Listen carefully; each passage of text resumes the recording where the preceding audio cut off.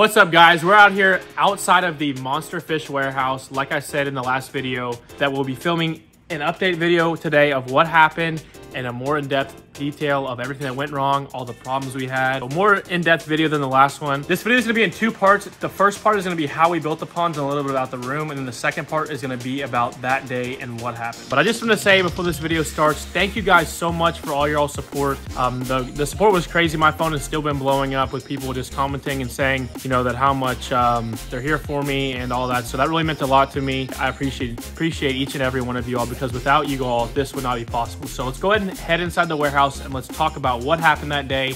And I'm gonna show you all up close in detail of all the issues that we have. So let's go ahead and head inside. Like I said, you know, just imagine having 7,000 gallons of water on your floor and the damage that can be done. Like, this place is an absolute mess. And you know, water and wood is not a good mix. And especially with all the stuff we had in here, it kind of just ruined a lot of that crap. So we had to throw everything away, and we still have some junk in here. But hopefully we'll get all that clean. And literally, I tell you all, when I walked in here that day and I saw that both ponds had been completely drained, I could have rode a jet ski in here. But I really want to stress to you all how big these tanks are, because I feel like the videos and pictures don't do it justice. I'm 6 foot tall, and these things are massive. They make me look small. This tank is close to 4.5 feet tall, 10 foot wide, 26 long all the way. I mean, just look at this. Like, when I sit here, like, you can see the whole tank.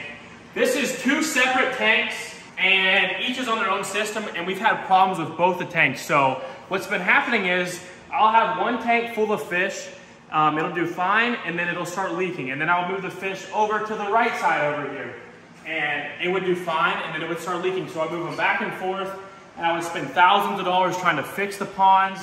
I would fix one pond, and then I would fix the other pond. You know, it got so expensive that I could have probably just built a whole new pond. I've had a ton of headaches with this, and it hasn't been the funnest thing I've ever done, but you know, I gotta keep pushing, and I wanna get inside the tanks and show you all what has happened to our epoxy that we did inside the tank. So let me hop in here. I mean, just look, this will show you the size. Like, for me to get up in here is like a job itself, you know? All right, so the tank is so nasty in here. Basically, once it, you know, once it drained down, we only had a little bit of water left, and all the fish were dead in here that day. So I really haven't messed with the tank since then, because, you know, I've just been so heartbroken, and I just couldn't get myself to come in here and clean it. So I'm gonna have to clean all this stuff up, and we're gonna have to figure out something to do with the ponds. But I wanna talk to you all about what we did in these ponds and how we went about doing so. This whole project took us almost 1.5 years to complete. It was not an easy job at all, and it really was a long process for us. So it took over 30 people to do this entire room, which is pretty mind-blowing to me. We had electricians in here, we had carpenters, we had painters, we had plumbers, we had everybody in here. You know, we hired the best people that we thought. They did an amazing job, and I really don't think it was their fault. I think at the end of the day, it came down to the product that we used and just the overall weight of water. So these tanks total weigh over 50,000 pounds in this 26-foot area. So that's a ton of weight in this room. It is on concrete slab, which is good, but that is so much weight, and like, so much stuff can go wrong. When we first started doing the tanks, as you can see, we put these glass panels in here, which I've been super happy with. I think they look amazing. And we've never had any issues with the glass, but the problem that we've been having was the epoxy cracking. So when we went with the epoxy, we wanted to do it really heavy because we knew that this was like the main area that it could leak from. So we fiberglassed the whole thing, fiberglass resined it, did matting, all that, and then we did 4 times the amount recommended of epoxy in these ponds. Guys, we have all these areas of where our epoxy has just cracked, it's flaked, it's done all this stuff, and this is where our problems were coming from. So let me show you right here. We went with the white, it's kind of dirty, but if I bend down here, I mean, look at this. Just peeling right up, and it's all over. I mean, we have cracks all over the tank. But as you guys can see, I mean, it is just the tank. I mean, look at this. Guys, it was my infrastructure. Like, of course the tank leaked. I mean, how it just flaked right off like this. I mean, I could have never imagined this happening. A lot of people have asked me, where has the tank been leaking from? And it's one simple answer. I'm gonna put it right here on the screen for you guys, all right? I hope everyone's paying attention. Bam! Right there. It has been leaking absolutely everywhere. It's leaked from the left corner, it's leaked from the top, the side.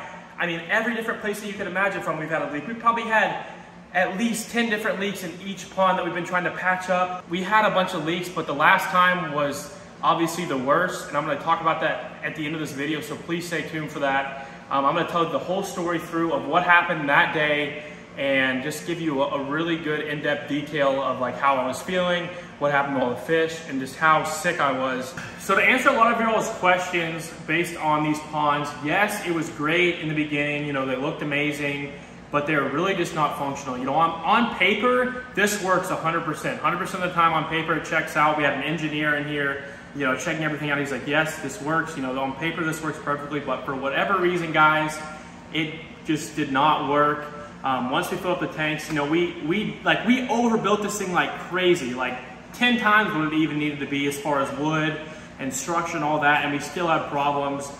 You know, it's been hard, but I just want to come on here and let you all know that when we built these tanks, like we had intentions of doing it 10 times of what we needed to be. That way we'd never have an issue with leaks. That's why I've been so shocked that this happened, because, you know, we spent like I said, a year and a half on this project just doing these ponds alone.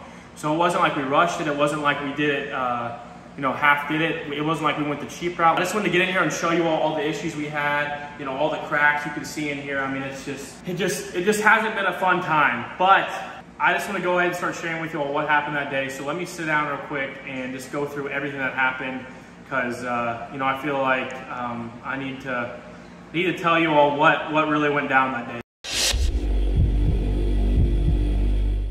So guys, this is still really hard for me to talk about. I'm just gonna run you all through that day, just kind of what happened, and then, you know, everything that kind of went after that. So that day, I showed up, everything was fine.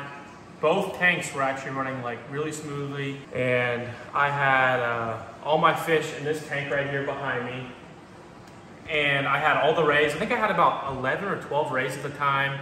Arapaima, a couple Oscars. I think I had 4 peacock bass, and then the platinum paddlefish, a short-bodied redtail, and a few other fish that I can't think of right now. But yeah, so I came in here that night, you know, like I did routinely. We feed, you know, later after work, come in here, feed all the fish. Everything was fine. And I actually have a caretaker here that helps me out throughout the week, and then I have another person that checks on the fish in the mornings and in the nights for me, just to help me out, you know, because it is a lot of work to manage all these fish, and you know, I do work another full-time job, so it's hard to be here, you know, all the time. So that really helps. So we basically had 3 eyes on the tank all the time, and yeah. So that night I showed up here, 9 o'clock, fed all the fish. Everything looked great. You know, the tanks were fine. This tank wasn't leaking at the moment because we had previously fixed the leak. We had fixed it about a month before. Everything was looking great. So I left here about 11 o'clock that night.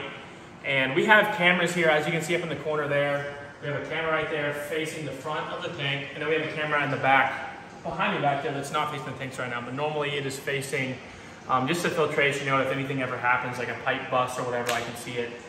And so I left here like 11 o'clock. Obviously, you know, as much as I would love to pay someone to stay here all night with the fish, it's just not feasible. I can't afford to do so, as nice as I would be. So, you know, throughout that little time span, I leave typically here at like 11 o'clock, 12 o'clock, go home, go to sleep, and then I get up for work, you know, at 6 or 7, and then I have someone that checks on the fish for me in the mornings at like 6.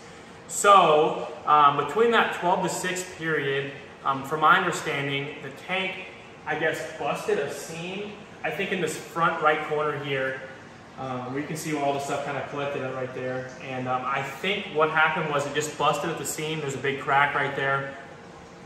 And, you know, within a couple hours, the whole tank was completely drained.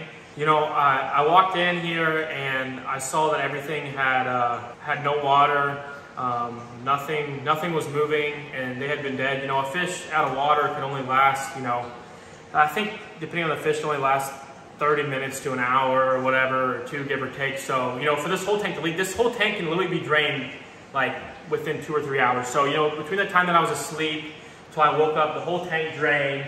All the fish obviously had no water, and so rays are sensitive already, so they were the first ones to pass. So the water, once they all died, the water was just gross and nasty. And I think that's what led to killing a lot of the other fish that were a little smaller, because there was a little bit of water left in here.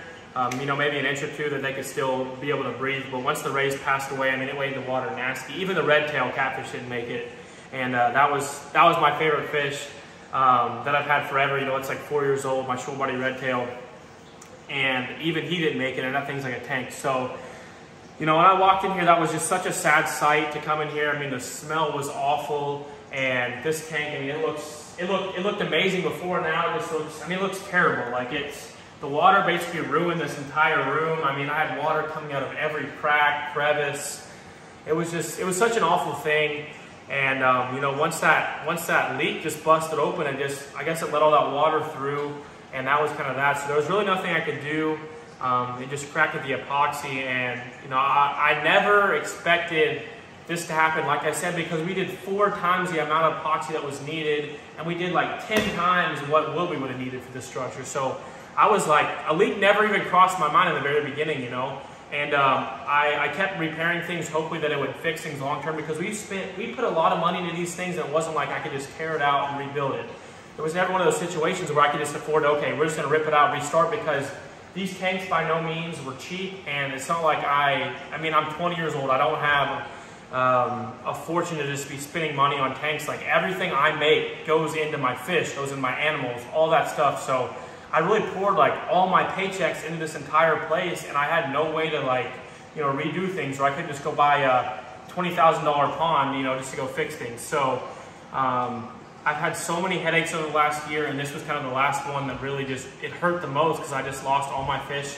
I'm gonna kind of go through a quick run through of like probably the main highlighted fish that you all probably know. The platinum paddlefish, obviously, which was just a terrible loss. Not even because of the price, just because of rare, and all these fish, you know, they had personality, and it just it sucked to lose any of them. But the platinum paddlefish, obviously Arapaima, the rays that came up and ate over the side, which I was just heartbroken to lose those as well, because they would literally come up, like, if I can illustrate this for you guys, and I have it posted on my Instagram at Monster Fish King. They would come up over the side, like come almost out of the water, and grab the food and go back down. And we trained them to do that, and it was just such a cool thing to see that. And like, it's really heartbreaking. And this is like my passion, guys. Like these fish are like, they were everything to me. You know, and now I don't have any of that, and like I said in my last video, it really sucks. You know, everything I worked for went into these tanks, and it wasn't like I could just afford to, okay, take it out, let's just rebuild it, let's just redo the whole room, because we poured so much time, money, effort into this entire place, and now, I mean, it just looks awful, like pan down to the floor. I mean, it's just, there's still water in here from the little leaks we had and stuff. It's just like, it's like a never-ending battle, you know, and it's kind of left me with a bad taste in my mouth. But I wanted to go in more, I wanted to do this video to really tell you all more in depth of what happened. I wanted to talk about the structure of the tank, how we built it, and then that day, back a few weeks ago, where we lost everything. I mean, it's been one thing after another, and I love fish keeping, but it's just been tough. I mean, keeping water, there's nothing easy about it. You know, I've talked to a lot of people that have kept large tanks similar to this, even larger, and they've had issues, you know, with leaks and death and disease. I mean, it's like one thing after another, but I love it, so I don't know what to do, you know. I have too much passion to quit, I think, but it's going to take some time. I mean, this stuff is definitely by no means cheap to do, and it's not really like I can just go and pull money out of, you know, whatever, a hat and just, you know, refund this entire place. I mean, it's really expensive, so it's going to take a lot of time to rebuild. I just wanted to say I'm thankful for each and every one of you all that came here to support my channel. I know a lot of you all have watched me from when I started up like over a year ago, and then to now. You know, I feel like I let you all down in the fact that these fish passed away. I know a lot of you all liked the videos from the beginning and seen these fish grow and grow and grow, and then now they're gone. And I'm really sorry for that, but I appreciate all your all support. It means the world to me, and I hope that was a little bit more insight as to what happened with these ponds, and just how, you know, it wasn't like we just slapped these together. I mean, this was like literally like building like an entire lab for these fish. Like it took a lot of time, and it took so much effort, and to see this happen is just like, it's pretty sickening. Like it sucks, and there's no other way to describe it for me. But I want to continue doing these videos. I have so much passion for it. I love doing the Instagram videos, especially. YouTube, I'm still working it. I know I'm not the best in front of the camera, but I really do love making these videos. So I hope that you'll kind of see me grow as I keep making these videos, you know, I'll look back and be like, I sound like an idiot here, but I really appreciate y'all sticking with me, and all y'all's comments and texts and messages and calls. Like they really cheered me up, and I'm so thankful for y'all, you guys. I mean, without this, none of this would be possible. So I appreciate y'all watching this video, and hopefully I'll be posting a video or two every week. I really like doing these YouTube videos, a little longer video, kind of vlog style. So I think I'm going to be visiting a lot of my friends close to me that have some really cool stuff until we can build this place back up. Hopefully, I don't know how long it'll take. It might take a couple months, it might take a year, it might take a few years. I have no idea, but I really want to get back into things, and I have some crazy stuff that I'm looking forward to doing. So, like I said, this was an easy video again for me to make, but I think with time, you know, I'll heal from this. And if y'all could please hit that subscribe button, like it means so much to me. If we could hit 1,000 subscribers, like that would be crazy. Drop a comment on here, ask me anything. I'm responding to all the comments personally. And I hope to see you all in my next video, and I appreciate the support. I'll see you on the next one. Peace.